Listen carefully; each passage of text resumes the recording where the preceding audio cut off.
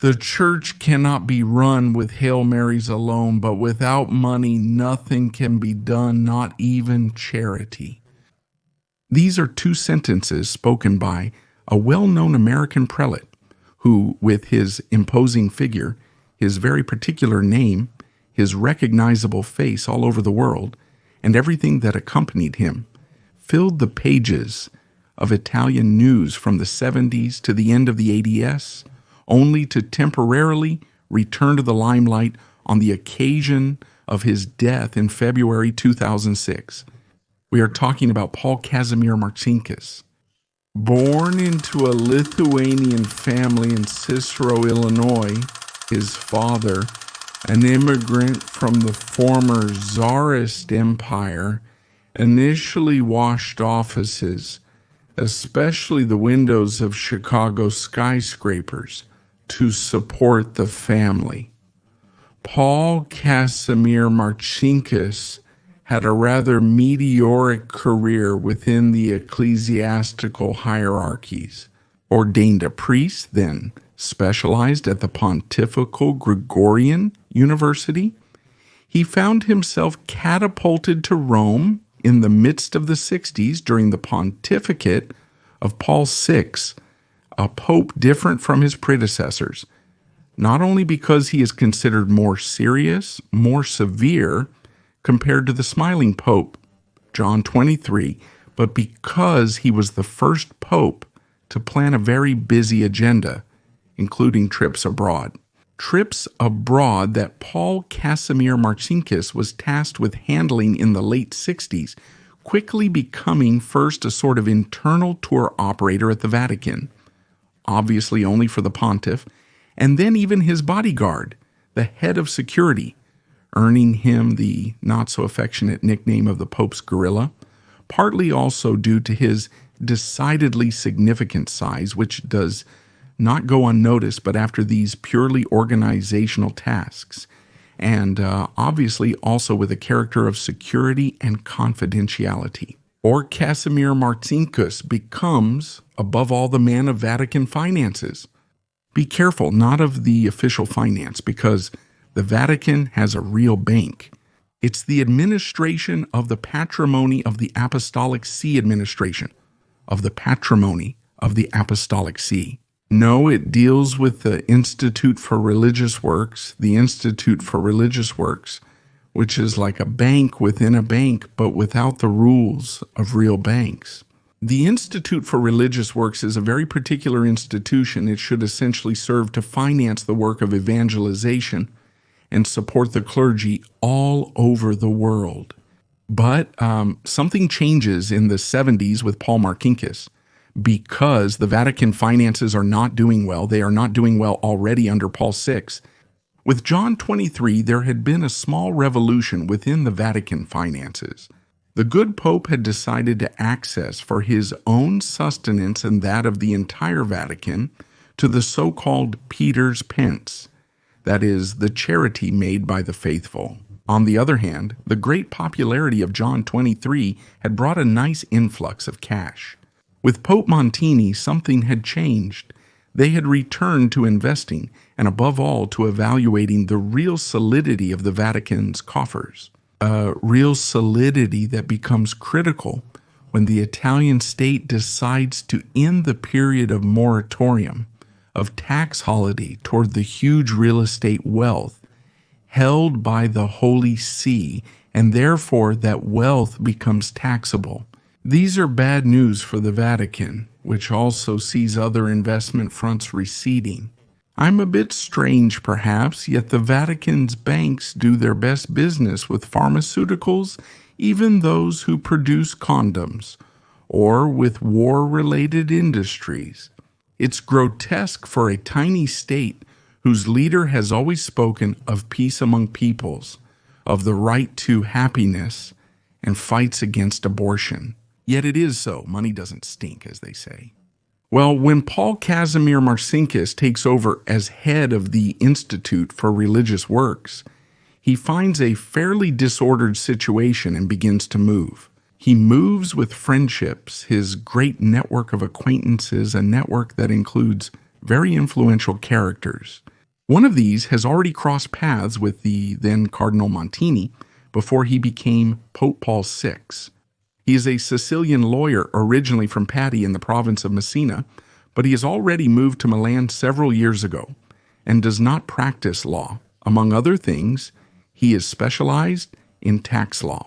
No, he preferred to venture into the field of finance. His name is Michel Sindona, and between the early 60s and early 70s, he built a real financial empire. It's a large empire, but it's also a colossus with feet of clay, as will be discovered from 1974 with the inspections of the Bank of Italy and the appointment of a liquidator commissioner identified by lawyer Giorgio Ambrosiano, but we have already talked about it. Michel Sindona introduces Monsignor Marcinkus to a small circle of bankers, takes him to the Continental Illinois Bank in Chicago, but also introduces him to another rising banker, Roberto Calvi, who in those years has climbed the entire internal hierarchy of Banco Ambrosiano, the flagship of Italian Catholic finance, and is now ready to become its true master.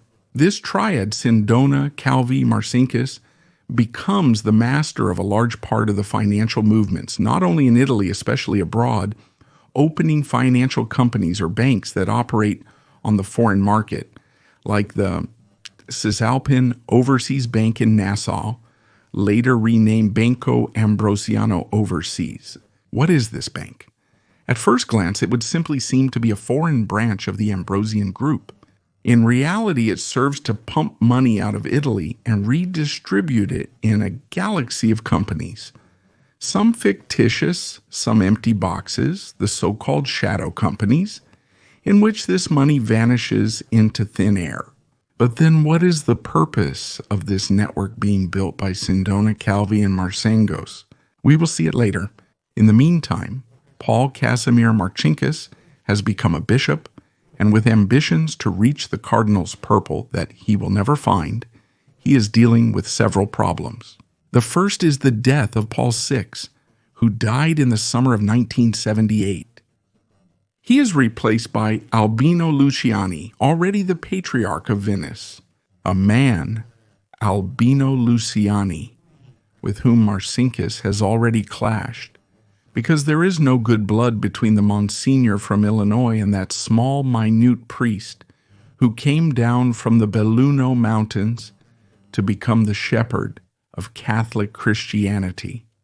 There's been bad blood since a few years earlier, when Marcinkus, without notifying either the Patriarch or the Venetian bishoprics, sold the Catholic Bank of Veneto to the Ambrosiano.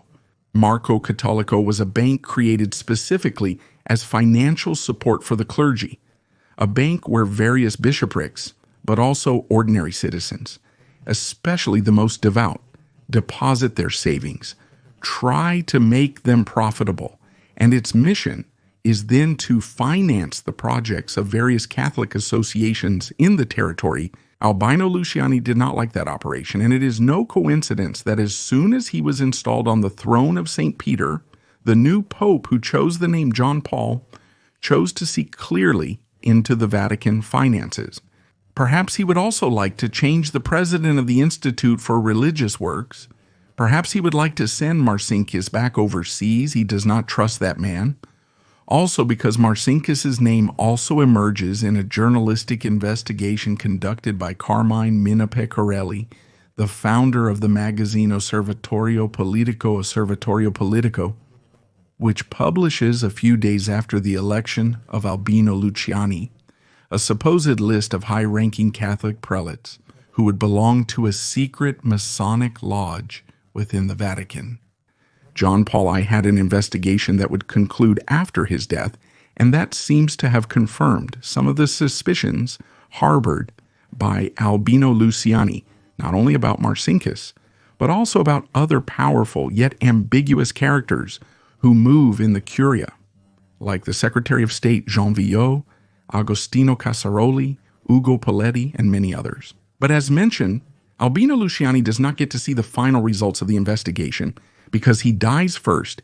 He dies after 33 days of pontificate under circumstances that are still rather obscure today. Meanwhile, there is still a lot of whispering about Marcinkus. It is said that he maintains friendships with dangerous characters.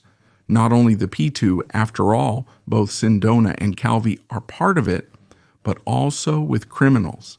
It is said that the Panamanian, Luxembourg, and Eichtenstein companies, controlled by the Institute for Religious Works, through which the funds deposited abroad by the Ambrosiano would have passed and vanished, would be financing drug trafficking or laundering the money of organized crime, or they would have ended up in Poland financing that port union, Solidarnosc, led by Lech Walesa, who is close to the new pope, a Pole, the first non-Italian after almost half a century, John Paul II Karol Wojtyla, a man who came from the East and who shares not only this common origin with Paul Marcinkus, one Lithuanian, and the other Polish.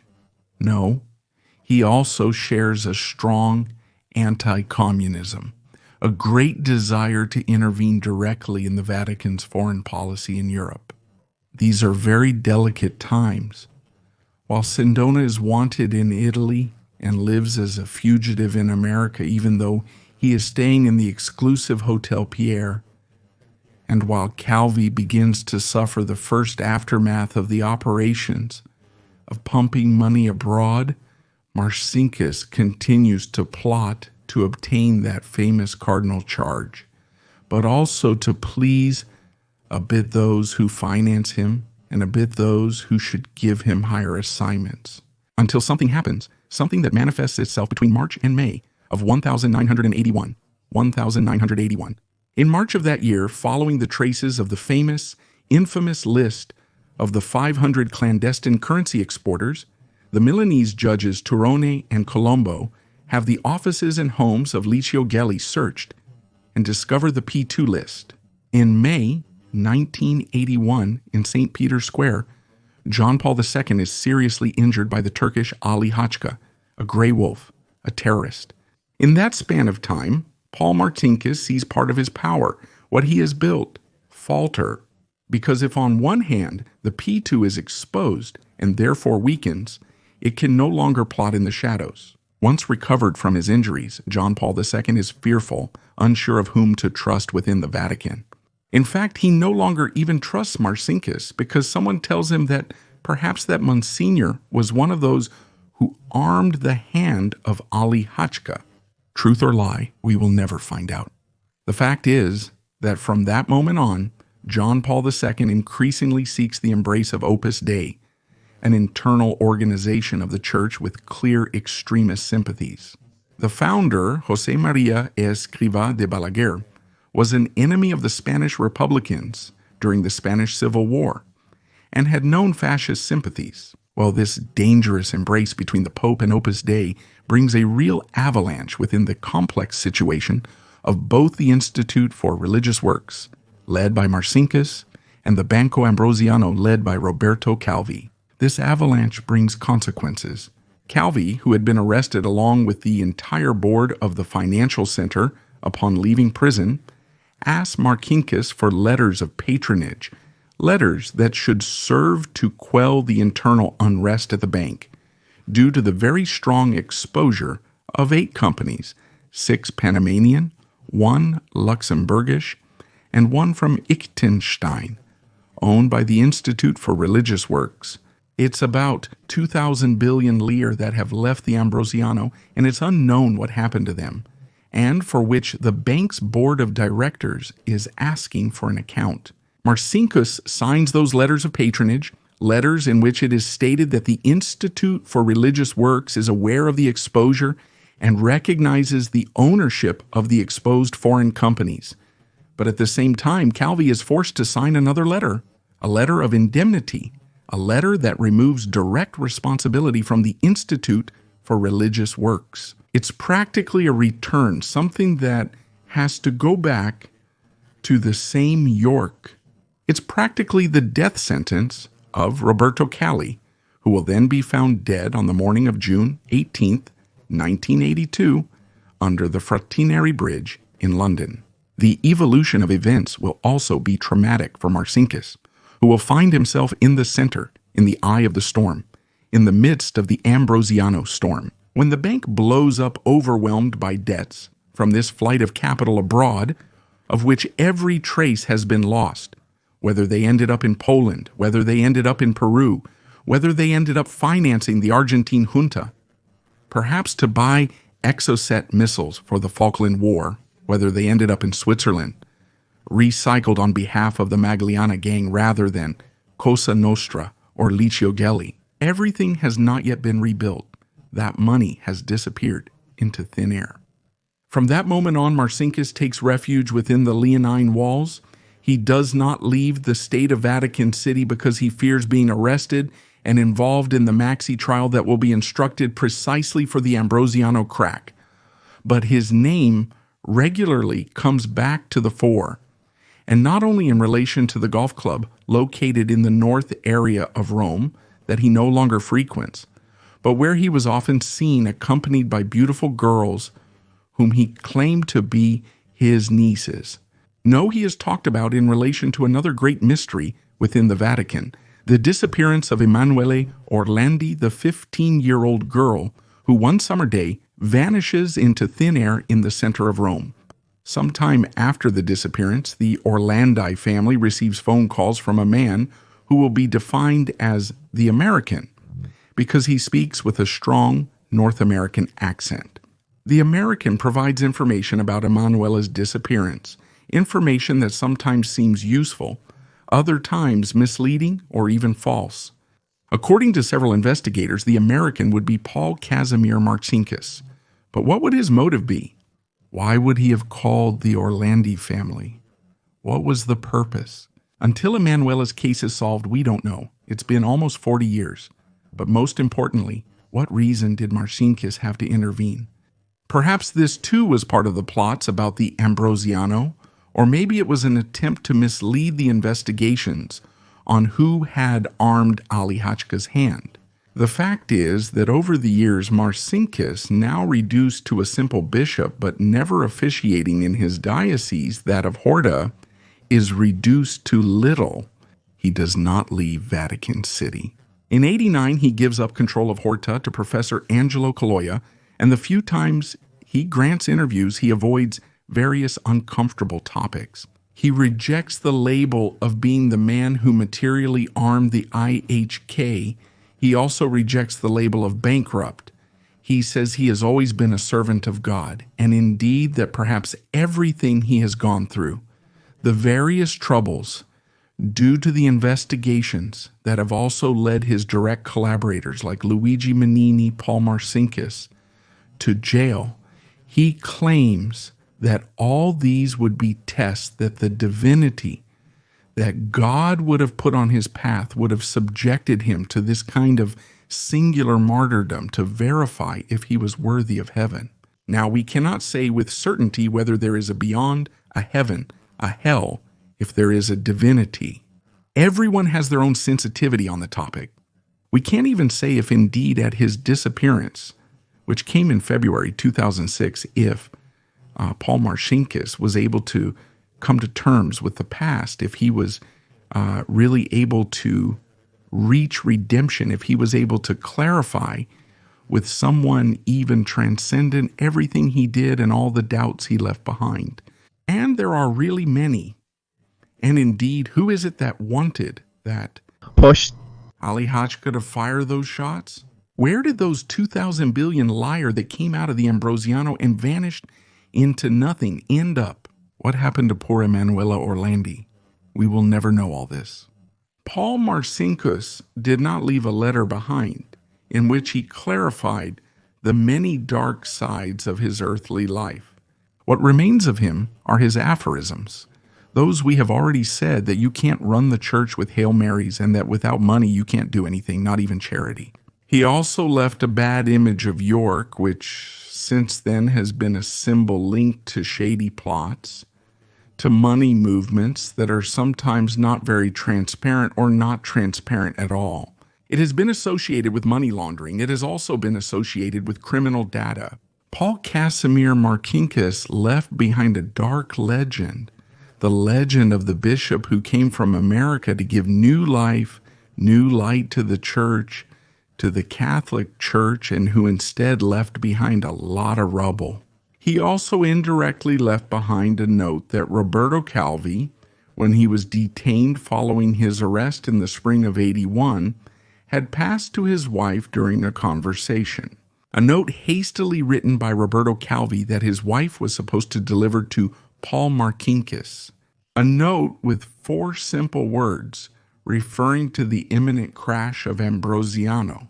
Those words were, "This process is called Institute for Religious Works." Those 4 words plus the acronym Institute for Religious Works perhaps represent the earthly condemnation of Paul Marcinkus, who did not pay his debts with justice, did not clarify his position, but indeed wrote pages of history that will be very, very difficult to forget.